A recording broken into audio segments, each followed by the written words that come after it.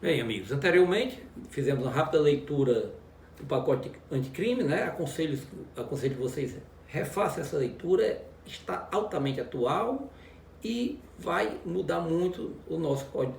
Vai mudar, já está fazendo parte e vai mudar porque nós começaremos a operar com ele, tanto o Código Penal como o Código de Processo Penal. Mas continuemos falando de progressão de regime. Progressão de regime, como eu disse, é a mudança de um regime mais gravoso para um menos gravoso, mediante o cumprimento de um determinado tempo da pena e um bom comportamento. A minha pergunta é, imaginemos que fulano de tal foi condenado a 8 anos e 10 meses em regime fechado, por um crime comum, ou 2, 3 crimes comuns, unificada a pena, deu 8 anos e 10 meses. Ele cumpriu um sexto da pena, era o regime anterior, antes da lei do pacote anticrime, e não tinha advogado, a defensoria não estava dando conta, e continuou preso porque não fez o pedido de progressão de regime, e acaba tendo tempo para fazer a progressão de regime 2 vezes. O tempo que ele já está preso daria tanto para ele sair do regime fechado para o semiaberto, e do semiaberto para o aberto. É o que nós chamamos de progressão per salto. Na opinião de vocês, é possível? Muita gente vai dizer, sim, ele adquiriu o requisito objetivo, ele teve um bom comportamento, sim. Não.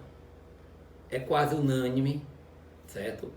Hoje os tribunais entendem que não cabe a progressão de regime per salto, que necessariamente o preso tem de cumprir o tempo para a primeira progressão, mostrar o bom comportamento e progredir. Após, ele cumpre um novo tempo e requer a segunda progressão. Mas ele não pode passar do fechado para o aberto. Seria progressão de regime per salto. Tá? Temos até a súmula 491 do STF que tem a seguinte dicção.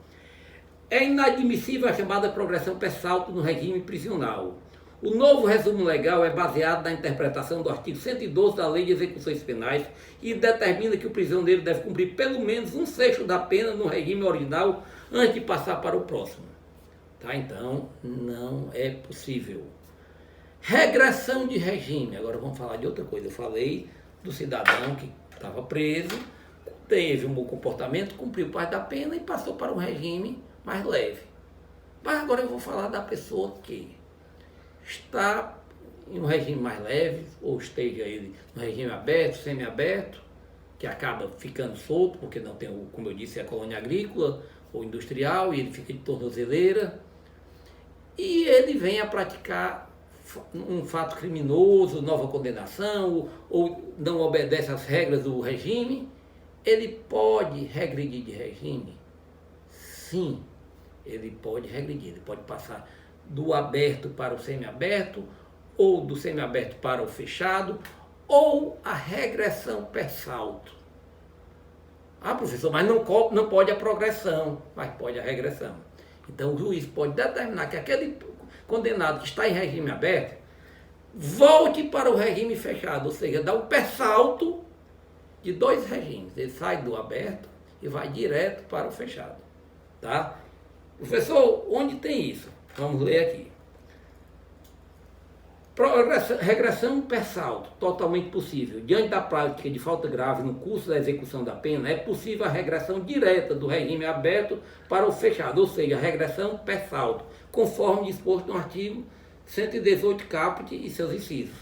Detração, agora vamos falar de novo. Então, para concluir, falamos de progressão de regime, falamos de espécies de regime, progressão de regime, regressão de regime, e as exceções são progressão per salto e regressão per salto. Ok? Vamos tratar de um novo tema. Ainda tem coisa, professor? Tem.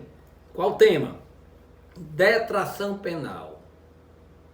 O que é isso, professor? Detração penal. Senhores, dificilmente uma pessoa é presa,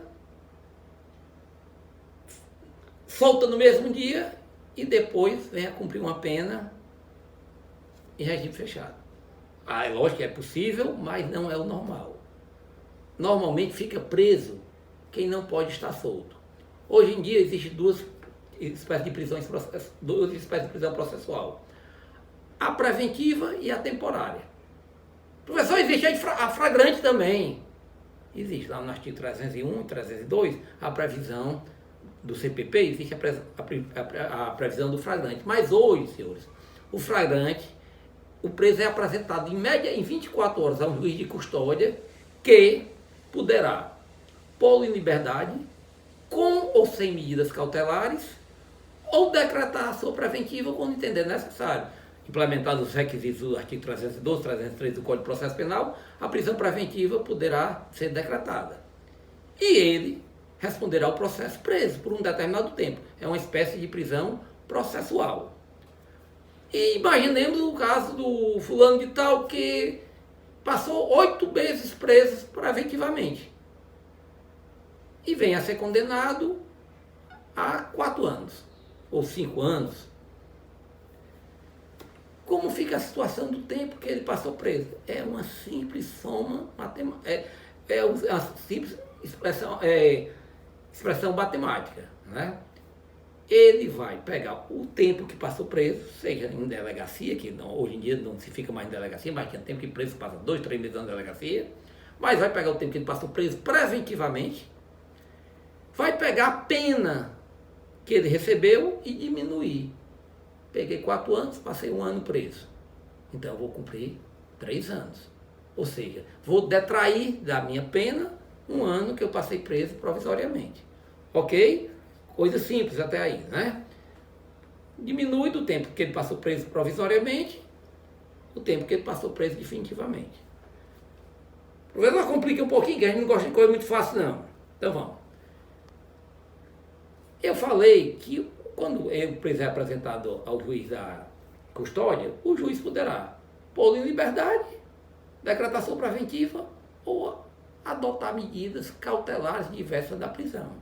Por exemplo, obrigá-lo a se recolher no período noturno em casa, durante o tempo do processo. Usar a tornozeleira, se apresentar. Isso são medidas cautelares diversas da prisão. E o processo dura muito. E às vezes uma medida cautelar dessa dura 2 anos, 3 anos, ou até mesmo o momento do processo ser julgado.